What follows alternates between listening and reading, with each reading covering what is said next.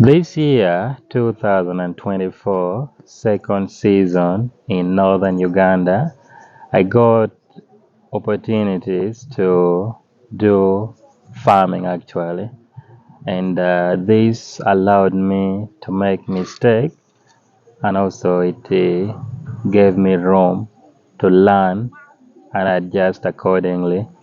Of course, one of the best way or one of the interesting thing about being a farmer, a successful one, you need to be ready to make mistake.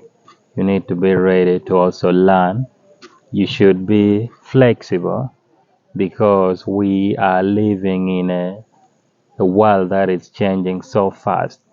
Today, I am in one of the watermelon project that I am currently handling. This is 2 acres and it's in Omoro district in Bobe sub county.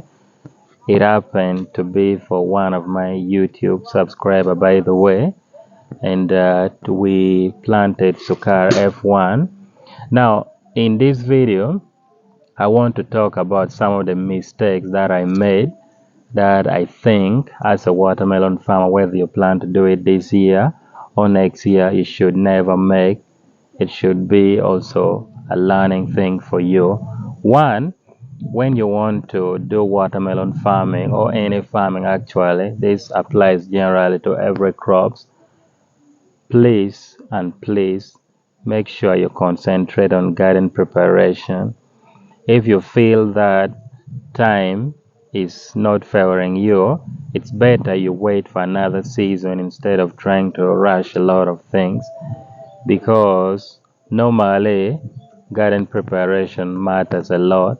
In fact, you should plow your garden even 2 or 3 times or even more if possible, or if you have enough resources, because if you plow your garden, you give it enough time to decompose, it will really helps you when it comes to planting, and then your crops will actually grow so well.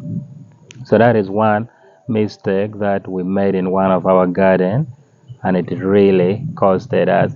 Of course, in farming, every mistake will cost you, just like in business. When you make any mistake, you're going to get lost, so it's going to cost you some extra money. Same way.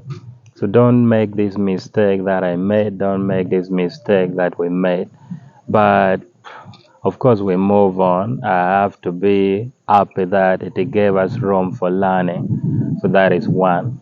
Secondly, if you are going to plant your watermelon, of course, Sokar F1, for example, if you're doing this variety, it has around 90% to 95% germination rate. But one thing that I've learned about Sukar F1, if you've actually never seen the seed, this is how the seed looks like. Not sure if you can see.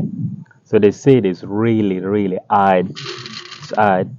So, but normally when you plant, it takes around 3 to 4 days to germinate.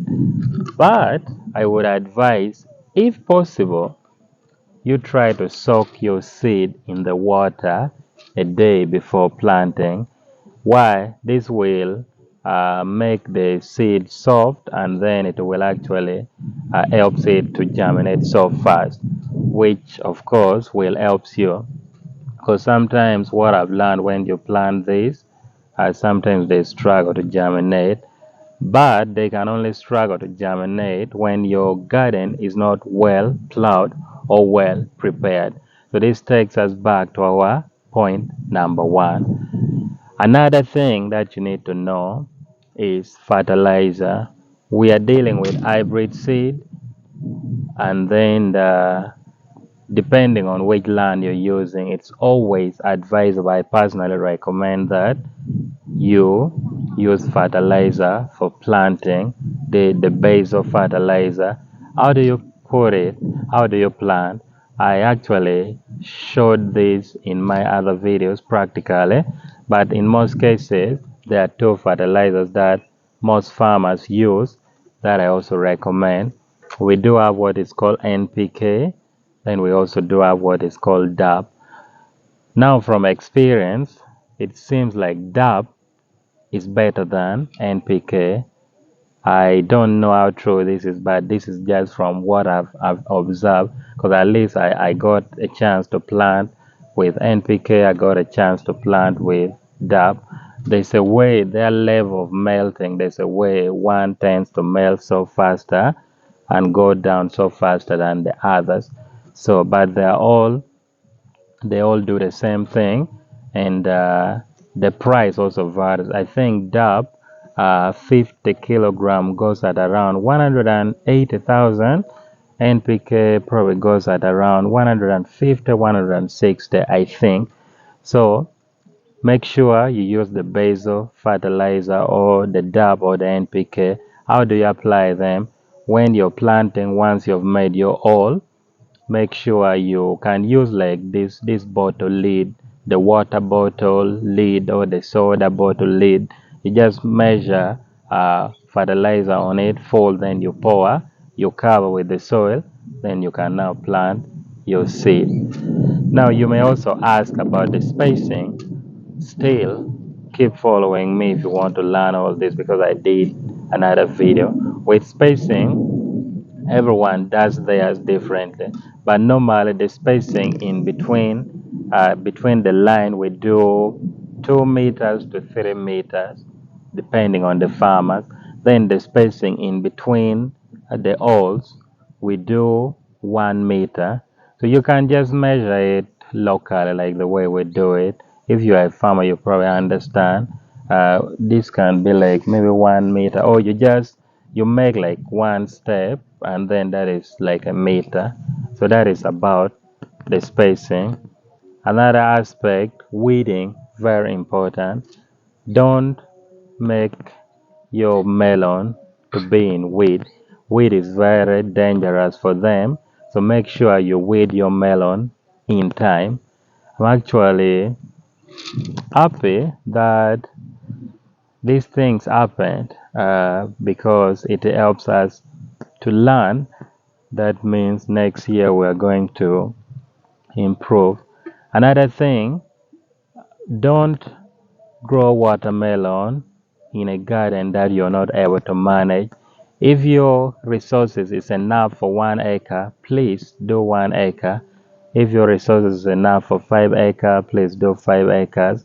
Don't go for something that you cannot manage, because melon farming needs money, and because we come to garden preparation, we come to buying seed.